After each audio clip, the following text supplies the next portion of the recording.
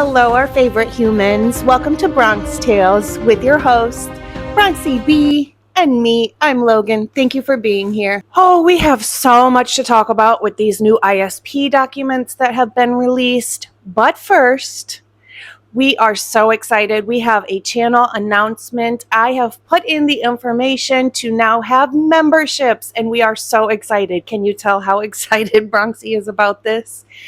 We are called the Bronxy B Leavers because we believe we can get to the truth. Our memberships will offer loyalty badges, behind the scenes, bloopers, members only lives, and so much more. But my favorite is this channel will be doing giveaways. Now, in case you aren't familiar, when you hit the subscribe button on somebody's channel, you can subscribe to them for free.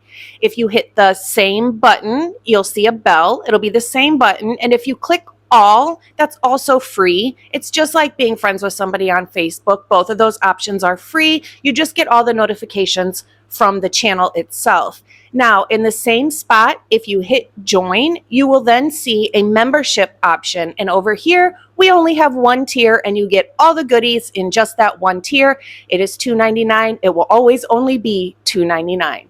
So consider being a member. We appreciate you being here regardless. YouTube says that our membership option is still in review. It should only take a day or two. If you don't see it yet, just check back in tomorrow or the next day. It will be there. So we have a lot of things to discuss with these new ISP documents, and there are a lot of concerning things within these documents. I've read through a ton of them. I'm not finished, but I've found so many things within the ISP documents that are concerning to me or change the timeline yet again.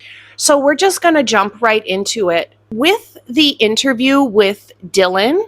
Now, this was an interview done with Moscow Police Department and ISP, Idaho State Police, together.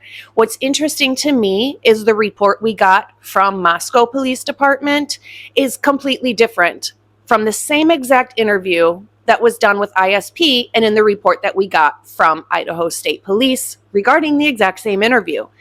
Moscow Police Department really has issues with giving any sort of detail in their reports whatsoever. Now, Idaho State Police had some more details in there. Now, when reading Dylan's statement specifically, I read this part probably 10 different times to make sure I was reading it correctly. And what I found was possibly a timeline issue once again. And when I give you this information, it's going to show that it's not possible for the white car to at least be the perpetrator that Dylan saw. Dylan's statement to Idaho State Police was that she texted her roommates and called on the phone her roommates, and that time frame was between 4:20 and 4:27 a.m. So she's texting and calling on the phone her roommates' cell phones between 4:20 and 4:27 in the morning. Dylan also stated she called out to her roommates within the house as well, meaning she yelled Kaylee's name, she yelled Xana's name, or whoever's name. It doesn't say whose name, but she yelled her roommate's name on top of calling their phones. The problem I found within these statements is that Dylan stated she figured the perpetrator heard her calling her roommates as well as calling for her roommates within the house, which means if she was calling her roommates on the phone between 4:20 and 4:27 a.m. and she thought the perpetrator heard her doing that, as well as heard her calling out for her roommates around the same time, that means the perpetrator would have still had to be inside 1122 King Road between the time frame of 4:20 and 4:27 when she made those calls to her roommates, which means the perpetrator she saw could not have been driving the white or tan vehicle that is speeding away from the scene at 4:20 a.m. I'll say that again.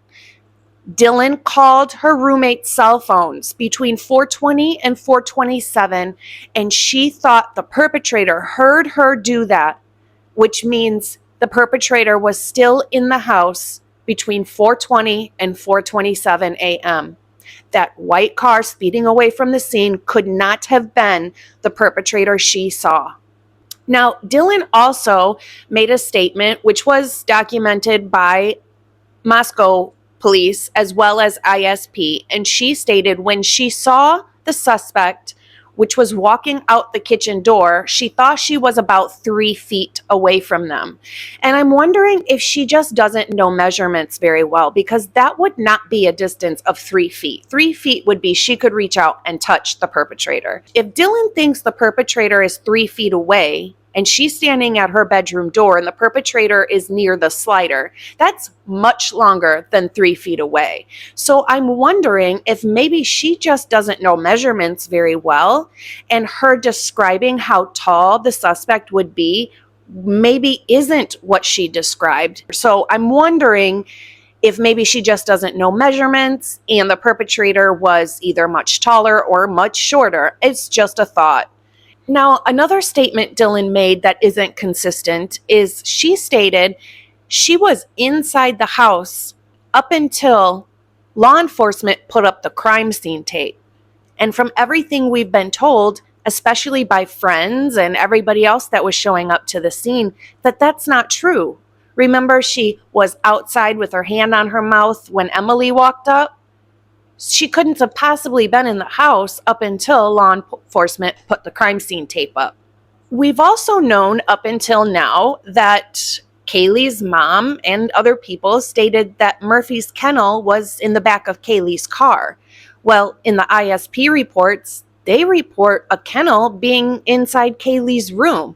I'm really starting to think that Kaylee hadn't moved anything out yet. It really seems like Kaylee still had all of her belongings in her room at 1122 King Road, since we thought there was a kennel in the back of Kaylee's car, and now we know there's a kennel in her room as well. Maybe she has two.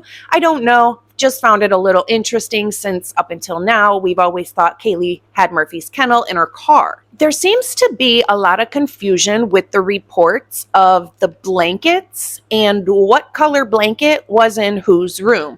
I think most of us were confused when we first saw the pink blanket in Xana's room, and some of us thought that it was actually Kaylee's room because of the pink blanket. I don't know if they're just reporting it wrong or remembering it wrong or what the deal is here, but there was not apparently a pink blanket covering Kaylee and Maddie. The pink blanket was in Xana's room. Now, my question regarding the blankets is, did the perpetrators stab through the blankets? Or did the perpetrators pull the blankets down and attack them and then cover them back up? It's an interesting question because I don't think any of us have really thought about that. Did they just stab right through the blanket? In my opinion, it makes a difference if the perpetrator covered the victims back up or just never uncovered them at all and stabbed right through the blanket. In the ISP reports, there is a report regarding the sheath, and it was reported in this document that the sheath was found next to Maddie's left hip.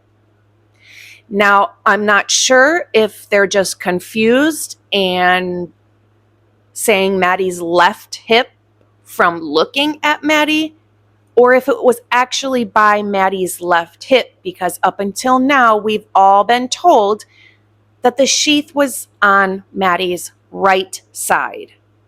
So I'm a little confused about this statement. Was it on the right side or was it on her left side? The reports are contradicting on which side the sheath was found. There's also an interesting report in regards to a friend driving by the crime scene. They stated that they drove by the crime scene at 11:45 in the morning and there was one cop car outside. Now we know that according to what we've been told thus far, that wouldn't be possible. So I'm questioning if maybe they just miscalculated their time and said it was around 11:45. They specifically stated it was at 11:45 when they saw one cop car outside. I'm just wondering how true this statement is just considering all the hoopla around the 911 call. And now we have somebody making a statement they saw an officer outside at 11:45, which would have been before the 911 call. So I just found that a little interesting. Another detail I found quite interesting was it states that all 4 victims had their hands bagged with paper bags to keep any DNA that might have been on their hands intact while moving the victims to the morgue or the medical examiner's office. However, Xana had a bag on her foot as well, just one foot.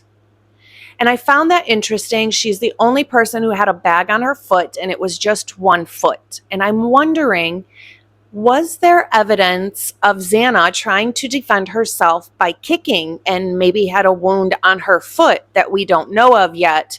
And that's why her one foot was bagged.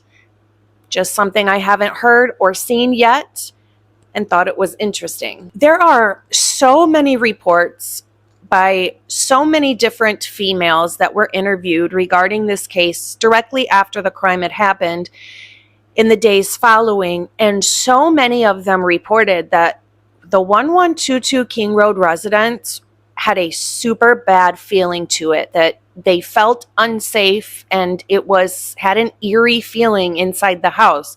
I also wanted to note that in 2021, which would have been the year previous to this crime happening, and the roommates that were living in the house at the time of this crime, back in 2021, there would have been a whole different set of people living there with a whole different friend group, and Maddie would have been the only one that resided there in 2021.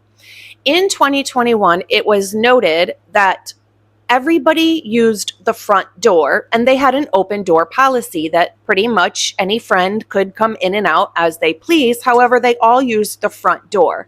What I find interesting is in 2022, that seemed to have switched. It was still an open door policy. However, all of the friends now used the back door. So if this crime was actually done by somebody they know, I would believe it would be by somebody who was part of the friend group or acquaintances of the year 2022 that used the back door rather than the previous year using the front door. Just something I noted while reading. And regarding the doors, it's also interesting to me that in Dylan's statement, she really harped on the fact that the doors were locked regularly. She always locked the doors, and the doors were just always locked all the time, and she specifically locked them, and that they were open that night, and that there's a lot of times where they recall coming home and the doors being open, whether it be the front or the back door. It seems like there were several instances where the doors were open, whether the wind blew it, a snowstorm blew it, or somebody was coming in their house. But Dylan seemed to note that the doors were always locked. They were really good about locking the doors, and she specifically always locked the back door herself, because it really seems like the doors were never locked. And specifically that night, we know the back door was not locked. Did she do that on purpose? We'll never know. But if she claims she's the one who locks the back door and it was left unlocked that night, I do keep that specific detail in the front of my brain now. Throughout these documents, it was also a very common theme that many, many friends and acquaintances, whether male or female, they all found it very strange that J.S. Showalter was hanging out with Kaylee and Maddie that night. They're in almost every interview with any friend or acquaintance, almost all of them noted it was very strange they were hanging out with Showalter because he is weird and has a temper and is known to fight. Now, within these documents, there was a report that ISP had interviewed a 36-year-old white male that was married and had 3 kids.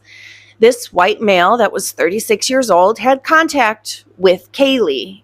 He had contact with her regarding some sort of school activity. And then again, his daughter sold chocolates at the sorority that Kaylee was involved with as well. When interviewed by ISP, this 36-year-old white male was willing to give up his DNA and hand over his phone so ISP could get any information they needed out of his phone. And at first he was willing to do this. And then later, as the conversation went on, he said he wasn't sure, would have to talk to his wife, and that he would get back to them on December 12th, whether he was going to give his DNA and have them go through his phone or not. Now, he never contacted them on the 12th, so ISP called this man back on the 13th, in which this man was very reluctant to give his DNA and his cell phone. He ended up not giving it over, and it sounds like ISP never spoke to him again. Like, nope, I don't want to give my stuff. Oh, okay, cool. Have a good life. I understand that it is smart to not let them do that, to not give them your DNA, especially if you're innocent, so you can't be railroaded. But I still find it interesting that at first he was going to, and then he became very reluctant. And then they just never spoke to him again. It's sort of odd. And the other thing I want to mention is, just in case anybody doesn't have time to read the docs, doesn't have access to the docs, I just noted that there are several reports from several different Idaho State Police detectives that are in all different districts for the Idaho State Police. And there are also a couple of reports that were written by Homeland Security. I don't know if they hold any importance within this case, why Homeland Security would be giving reports. Are they just helping out? Or is there a reason Homeland Security is involved in this case? I'm not sure. I just found it interesting and wanted to note that for the people who can't read the docs or don't have time to go through them. Other than that, that's what we have for you today. Consider being a member. I'm really excited about this. I hope everybody does something nice for themselves today. Be kind. More importantly, be kind to your dog. Bye, guys.